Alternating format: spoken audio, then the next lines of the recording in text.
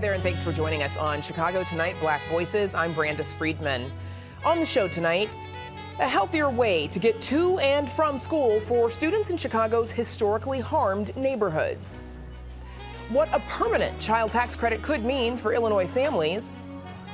And reaction to the ouster of Harvard University's first black woman president. But first, some of today's top stories. A new migrant shelter in Little Village is now open. The state announced the shelter, located on the site of a former CVS store in the Southwest Side neighborhood, will house around 220 people.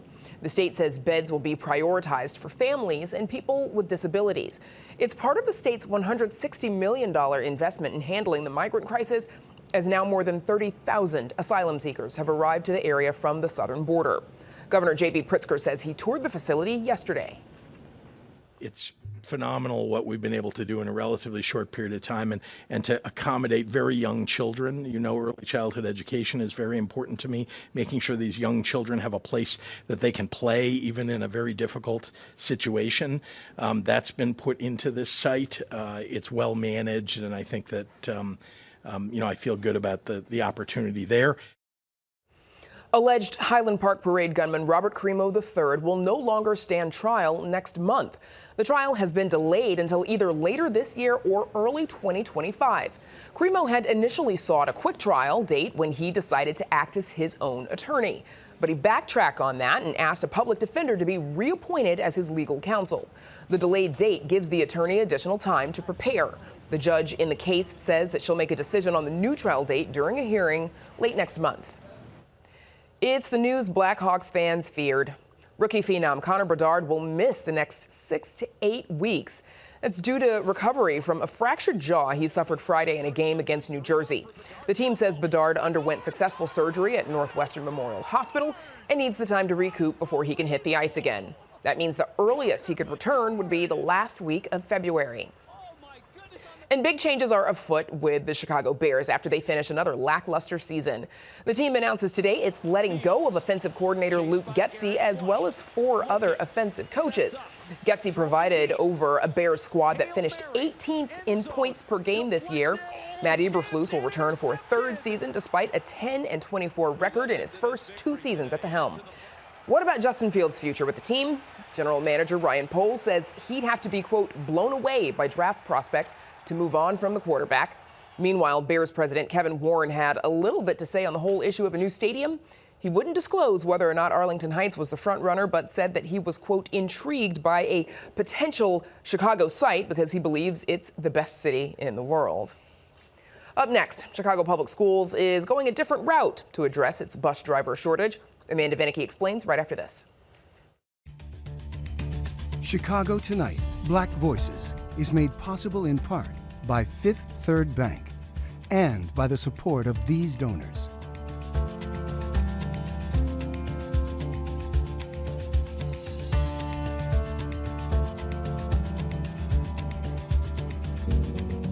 At Fifth Third, we believe when diverse voices are heard and empowered, communities are made stronger, lives are made better, and the future holds greater promise for all. That's why we're proud to support Chicago Tonight Black Voices. Together, we can make a difference. Together, we can drive change.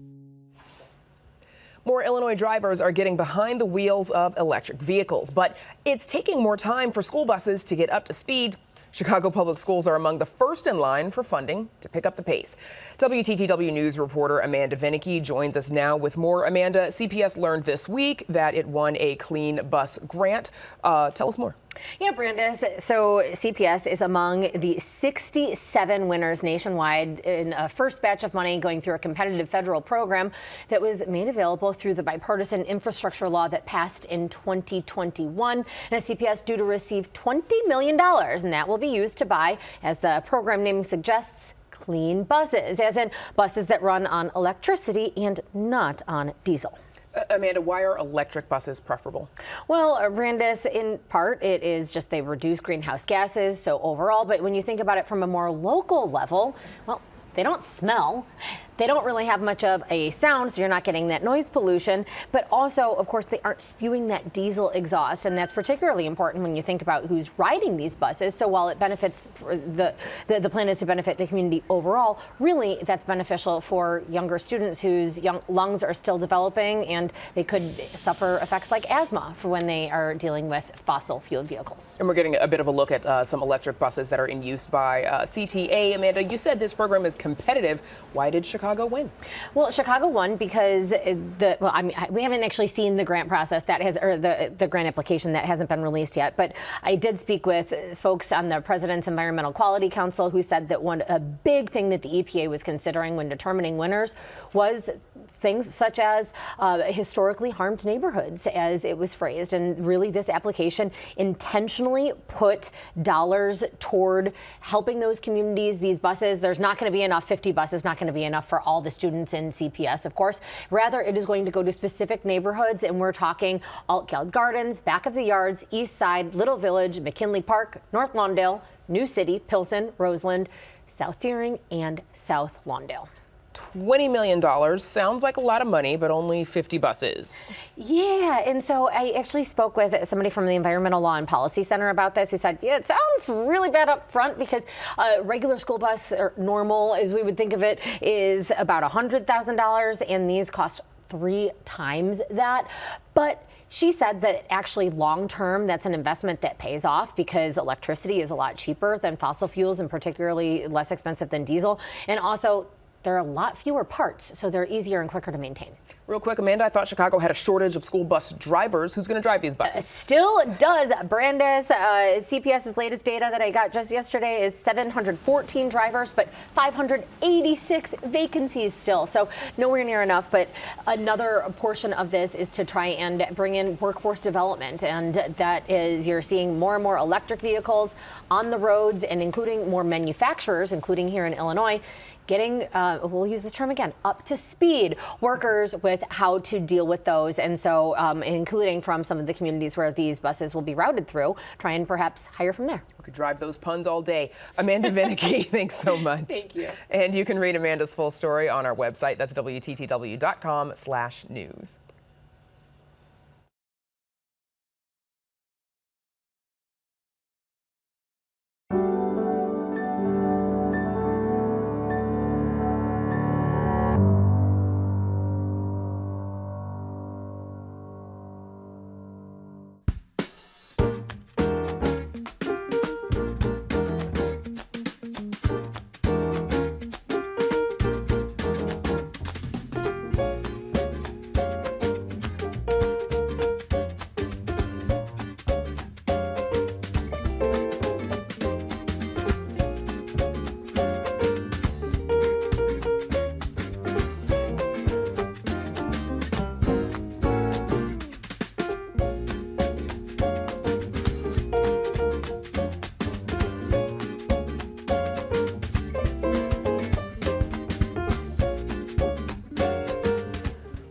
Advocates and lawmakers are calling for a permanent child tax credit to help lessen the economic burden on struggling families. According to the U.S. Census Bureau, the expansion of the child tax credit, which included cash payments to families for 6 months, lifted more than 2 million children out of poverty. Child poverty went from 9.7% in 2020 to 5.2% in 2021, the lowest rate on record. Joining us now with more on this are State Representative Mary Beth Canty, chief co-sponsor of a bill in the House that would enact a permanent child tax credit, Anthony Bryant, government affairs associate with Metropolitan Family Services, and Nicole Robinson, CEO of YWCA, an organization that aims to eliminate racism and empower women. Thanks to the three of you for joining us. Nicole Robinson, let's start with you, please. So a new report titled Race for Results from the Annie E. Casey Foundation that you partnered with shows that we're making some progress in closing child well-being gaps across race and ethnicity, but of course disparities remain. And taking a quick look at that report, it created an indicator, an index basically, of how children are doing. And the main takeaway from that index that they created is that Black children with an index score of 386 are not doing nearly as well as Asian and white children across the country. So obviously, the higher the index score, the greater the likelihood that children in the group are meeting milestones associated with success. Now the question, Nicole, why do you think a permanent child tax credit would help further address this gap? I think it's right. I want to step back a little bit, Brandis, and just for the audience to share that the index, first of all, I'm thrilled that the Annie E. Casey Foundation does this work. It's looking at indicators around early childhood development, math and proficiency reading rates, are kids at grade level. It's looking at the economic resources that are in a household. So it's measuring all of those things. And yes, it is sobering to see that although there have been improvements at the national level, that Illinois, the state of Illinois, is in the bottom third of states. So that's the first thing. And then the second thing is that Black children are lagging behind. So that is sobering. As a kid from the south side of Chicago who benefited from early child care programming, who benefited from safety net programs, it's tough to hear. But what we did learn through the pandemic is when the federal government expanded the child tax credit work, expanded EITC, expanded SNAP and other benefit programs, that families did the right thing for themselves. They paid off debt. They invested in school supplies and technology and internet access so kids could do the homework, that they could excel. So mothers, parents, grandmothers, they all did the right thing and invested the money in the family. So when I think about this expansion, this idea, thank you, Representative, for pushing this forward, I get giddy with excitement because across the board, one of the big factors that's being measured is poverty rates. And if families are living in poverty, it makes it really tough to make any progress on any of the other indicators. So, Mary Beth Canty, you and your colleagues, as Nicole just mentioned, you've introduced a bill that is pushing to make a child tax credit permanent. How would this work for Illinois families? Yeah, so we're actually, thank you for the question. Thank you to Nicole for bringing this up. It's a really big issue that we have here in Illinois. We know that this is something that has to be dealt with at the federal level, but the states also have a real opportunity to make a difference. So there are 14 other states that are running programs like this. Here in Illinois, what we're looking to do is a $300 per dependent child refundable tax credit. So even if you don't owe taxes, you would still be getting cash in hand. And the important thing here is that unlike the SNAP benefits that you mentioned, WIC benefits, et cetera, that are tied to specific expenses, right? Those are really limited funds. These funds would allow households to do what they think is right for their family. And we know that people who are living below that medium income, they are the best budgeteers you will ever meet. They know down to the penny where their money goes. And so they know how to spend these dollars. So we should give them the opportunity and the trust and the freedom to be able to do that. And we're looking quickly at some of the details of that bill. $700 a child for eligible families, joint filers earning less than $75,000, single filers earning less than $50,000. Anthony Bryant, your team recently conducted a community needs assessment. What did the results show when it came to children and families? Yes, it showed that the top issue that our program participants are dealing with is housing with rent assistance programs as well as job employment. So with that, we service about 120,000 people in the Chicago-DuPage area. 98.6 of our families that serve are fall below or at the Illinois area median income of $78,433. Out of our participants, 84.2% of our program participants who've provided us information fall below 100% of the federal poverty line.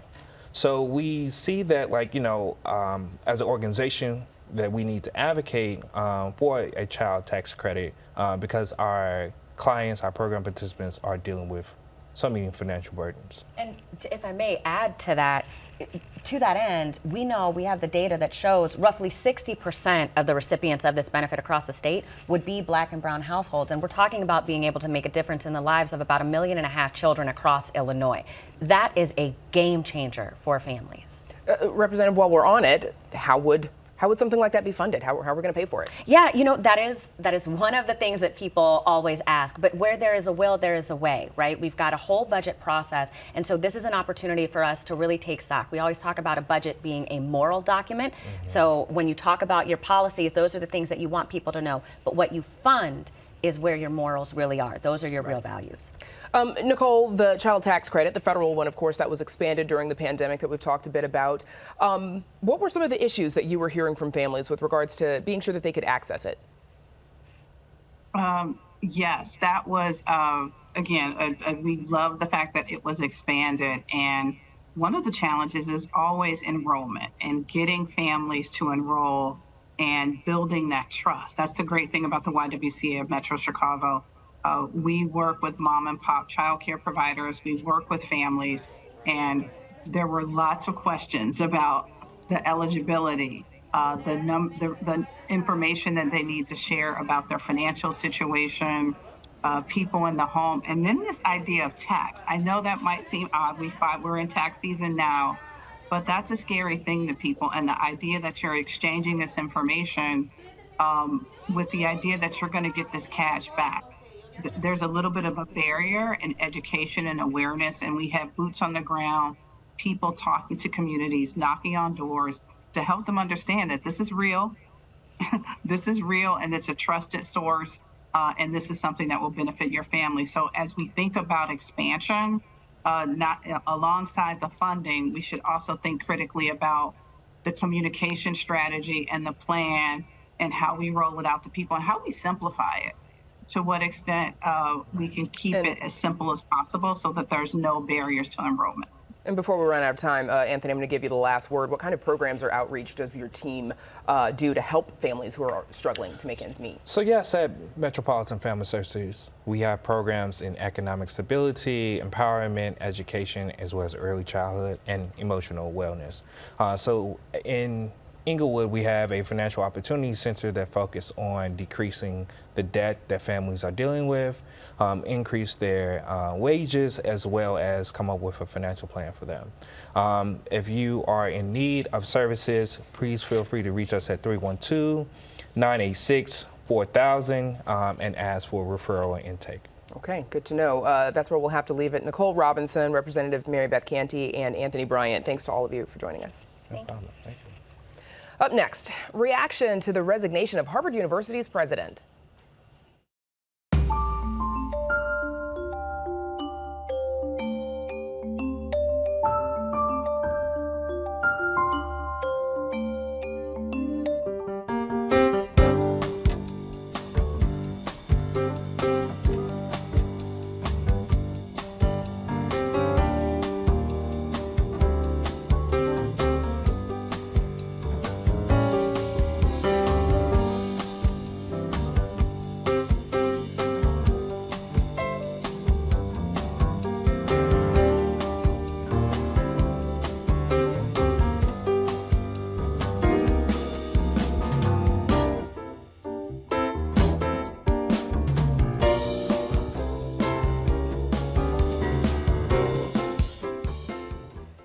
The high-profile resignation of Harvard University's first black female president continues to spark commentary.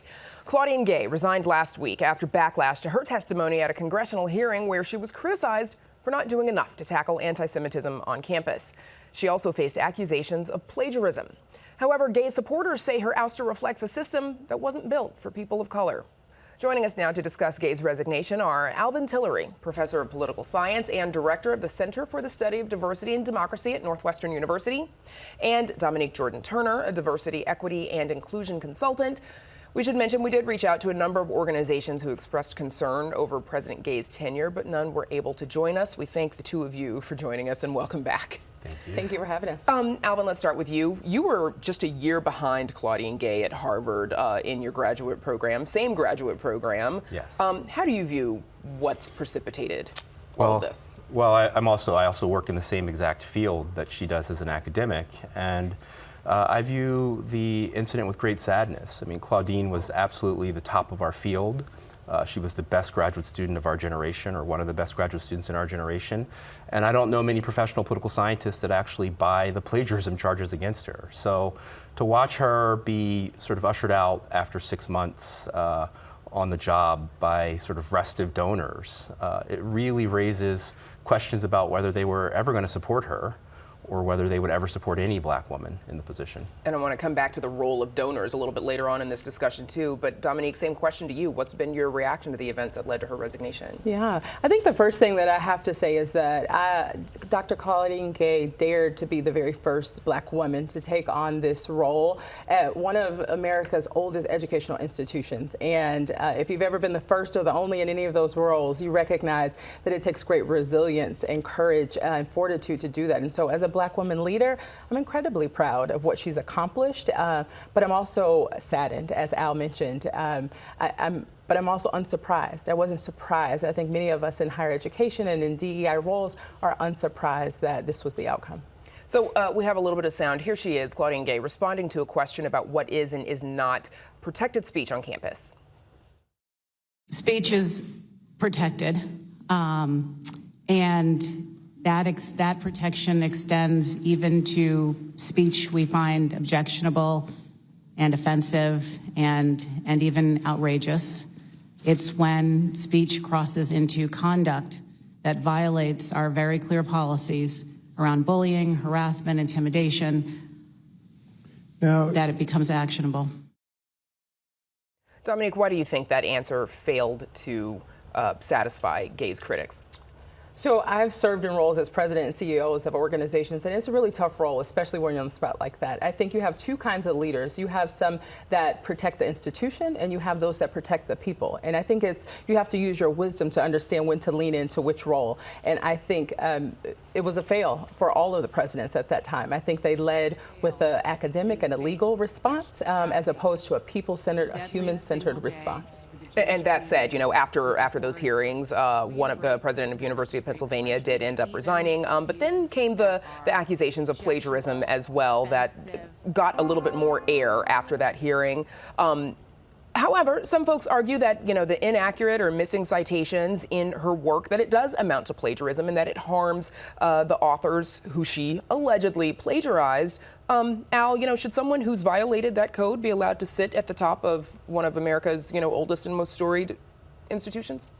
Well, first of all, I'll say that, again, if Claudine Gay is a plagiarist for what she did in those academic papers, we're all plagiarists, right? I mean, the fact of the matter is what she was doing was referencing very well-known scientific concepts in our discipline and testing them with data and hypotheses, right? So that's the first thing I'll say. The second thing I'll say is 30 years ago, before all of the great powerful machines, those of us that were writing dissertations and books and articles did so, and we occasionally made errors. I actually ran several papers of former Harvard presidents through the AI-powered plagiarism checkers and found that they too had misquotation marks. The question I have is, would any of them have been asked to resign 6 months on the job for missing quotation marks? I don't think so. Al, you also wrote in a LinkedIn article about your own experience at Harvard around the same time, the early 90s, when you were both students there, and how the university protected speech, despite speech that was sometimes considered offensive and even frightening for black students. Tell us a little bit about that experience. Yeah, I mean, everyone that's saying that Claudine Gay gave the wrong answers in the moment, well, that moment changed the answers. The reality is the answers that she gave were answers that were set up to protect the $50 billion hedge fund that is Harvard University. And if everyone who's had experience with elite research universities knows, historically we've punished conduct, not speech. So black students like Claudine and I at Harvard were exposed to hate speech from professors, from other students. Confederate symbols were allowed to hang at Harvard when we were students there. Right? And so we were trained that if we were going to be academics in a place like Harvard, we had to protect speech, including hate speech. Now, I, as an academic, have always opposed that. I've always favored more restrictions on hate speech, right? The reality, though, is that no one would ever make me president of Harvard. Claudine was there to defend Harvard University's interests, and that's why the lawyers were there whispering in her ear that, yes, of course, hate speech is protected. And if that upsets people, I understand. It upset me as a student. But for us to pretend like that was her answer in isolation and not the institution's answer is just dishonest. Dominique, what do you make of the notion that some of her critics have put forward that she was, quote, a diversity hire? I mean, when you hear something like that as a black woman professional, like you said, former CEO and president of organizations yourself, what's your reaction to that? You know, it's really interesting because I think there's this narrative that diversity is supplanting merit, and that's just not true. They're not mutually exclusive. I think we have to be really clear that this was the strategy of conservative activists that actually laid out their plan, and they said that it had 3 prongs, that it was reputational, that it was financial, and it was political. The political piece began with the congressional hearings, the financial piece came with weaponizing donors, and then the personal, the reputational piece was about the plagiarism. And so this was an anti-DEI backlash, and that's what this is. And I think we have to be conscious, especially as current or future college presidents and leaders, to recognize that individual and political agendas are at play here, and we have to protect the institutions that are incubators for future leaders. Wish we could talk about this more, but I have to leave it there. Alvin Tillery, Dominic Jordan Turner, thanks to you both for joining us. Thank you for having us. And that is our show tonight. Be sure to check out our website, WTTW.com/news, for the very latest from WTTW News. And join us tomorrow night at 5:30 and 10 for Chicago Tonight Latino Voices. Hundreds of migrants are using CTA buses as temporary shelters at the city's landing zone. And plans to transform this abandoned building in Little Village into a community working space. Now, for all of us here at Chicago Tonight Black Voices, I'm Brandis Friedman. Stay healthy and safe, and have a good night.